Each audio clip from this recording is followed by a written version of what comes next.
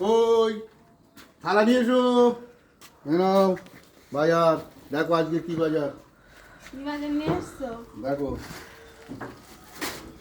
মটরশুঁটি, এটা calcium lactate. এটা কালো পেঁপা পেঁয়াজ আবার নিয়ে এসছো। দেখো তো লেবু, এদিকে সরে এসো। ঢালবো বাবা, আলু আর পেঁয়াজ। সবজি আনো নি? সবজি কি হয়? প্রতিদিন সবজি খাই নাকি? মটরশুঁটি। আর এর মধ্যে কি আছে? দেখো